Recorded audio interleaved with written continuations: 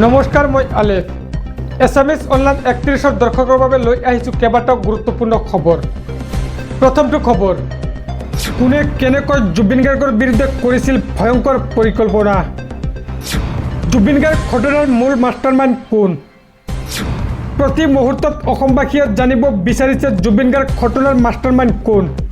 প্ৰতিটো মুহূৰ্তত অসমবাসীয়ে জানিব বিচাৰিছে জুবিন গাৰ্গ ঘটনাৰ হত্যাকাৰী কোন? এই সন্দৰ্ভত চাওক, কোনে কেনেকৈ জুবিন গাৰ্গৰ বিৰুদ্ধে কৰিছিল ভয়ংকৰ পৰিকল্পনা? জুবিন গাৰ্গ ঘটনাৰ মূল মাষ্টাৰমাইণ্ড কোন? সকলো গম পাব অসমবাসীয়ে। আৰু মাত্ৰ কেইটামান দিন, ডিচেম্বৰৰ ৮ তাৰিখে আহিব ডেডলাইন। জুবিন গাৰ্গক হত্যা কৰা হৈছে বুলি মুখ্যমন্ত্ৰীৰ বিস্ফোৰক ভাষ্য। অসমবাসীয়ে প্ৰতি মুহূৰ্তত জানিব বিচাৰিছে মূল হত্যাকাৰী কোন? জুবিন গাৰ্গৰ জীৱনৰ শেষ মুহূৰ্তবোৰ বন্দী হৈছিল অমৃতপ্ৰভাৰ কেমেৰাত। টুকুৰা টুকুৰকৈ অহা ভিডিঅ'বোৰে জোকাৰি গৈছে অসমবাসীৰ হৃদয়। মৃত্যুৰ আগনিশাত জুবিন গাৰ্গক দেখা গৈছিল ছিংগাপুৰত এখন ৰেষ্টুৰাঁত। যথেষ্ট আনন্দত আছিল হাৰ্থব, গাইছিল গীত। কাষতে বহি আছিল অমৃতপ্ৰভা, কৰি আছিল ভিডিঅ'। শ্যামকানু, সিদ্ধাৰ্থ শেখৰে অমৃতপ্ৰভা আৰু দুই পিয়ছে এতিয়াও আছে জেলত। মূল অভিযুক্ত শ্যামকানু আৰু সিদ্ধাৰ্থৰ বিৰুদ্ধে হত্যাৰ গোচৰ ১০৩ ধাৰা। ন্যায়িক প্ৰক্ৰিয়া লেহেমীয়া হোৱাৰ অভিযোগ তুলি অসমবাসীৰ আশেষত। ইয়াৰ মাজতে মুখ্যমন্ত্ৰীৰ ভাষ্য সকাহ দিছে সকলোকে। ন্যায় পাব হাৰ্থবে, ওলাই আহিব সকলো আচল কাহিনী। শাস্তি পাব লাগে জুবিন গাৰ্গ ঘটনাৰ মূল মাষ্টাৰমাইণ্ডে। পৰৱৰ্তী খবৰ, অৰুণোদয় আঁচনিৰ বাবে আজিয়ে কৰক ৬টা কাম। মাত্ৰ এইকেইটা কাম কৰিলে লাভ কৰিব অৰুণোদয় আঁচনি। এতিয়াৰ পৰা কোনো ডিচি অফিচলৈ যাব নালাগে, কাকো খাতিৰ কৰিব নালাগে। চাওক কোনকেইটা কাম। অৱশেষত চিন্তামুক্ত হ'ল হাজাৰ হাজাৰ মহিলাৰ। তালিকাৰ পৰা নাম কৰ্তন হোৱা প্ৰতিগৰাকী মহিলাই লাভ কৰিব অৰুণোদয়। অৰুণোদয় আঁচনি নোপোৱাকৈ কোনো এগৰাকী মহিলা নাথাকিব। মুখ্যমন্ত্ৰী হিমন্ত বিশ্ব শৰ্মাই কৰিলে এই ডাঙৰ ঘোষণা। ঘৰতে বহি আবেদন কৰিলে লাভ কৰিব অৰুণোদয় ধন। ইয়াৰ বাবে পূৰণ কৰিব লাগিব প্ৰপত্ৰ। প্ৰপত্ৰ পূৰণ কৰি প্ৰেৰণ কৰিব লাগিব ASLRMলৈ। ডিচি অফিচলৈ নোযোৱাকৈ লাভ কৰিব ধন। ৰাজ্যৰ প্ৰতিগৰাকী জীৱিকাসখীয়ে লাভ কৰিব অৰুণোদয় আঁচনি। ইয়াৰ বাবে যাব নালাগে কোনো ডিচি অফিচলৈ।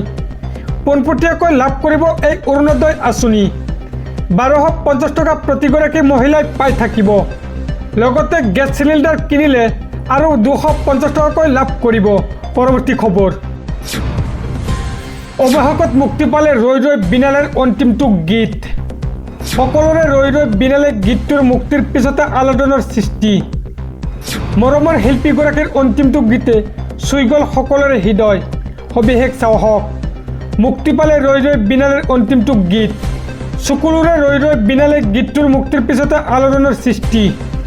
ৰৈ ৰৈ বিনালেৰ অন্তিমটো গীত শুনি চকুলো নিগৰিল প্ৰতিগৰাকী অনুৰাগীৰ। মৰমৰ শিল্পীগৰাকীৰ অন্তিমটো গীতে চুই গ'ল সকলোৰে হৃদয়। সকলো যেন আগতে জানিছিল মৰমত জুবিন গাৰ্গে। প্ৰতিগৰাকী অনুৰাগীয়ে চিঞৰি চিঞৰি নিগৰাইছে চকুলো। পৰৱৰ্তী খবৰ, আজিৰে পৰা চান্দা সংগ্ৰহ নকৰে বিল লাচিত থানাই। ইচ্ছা কৰিলেহে কোনোবাই একাউণ্টত দিব পাৰিব ধন।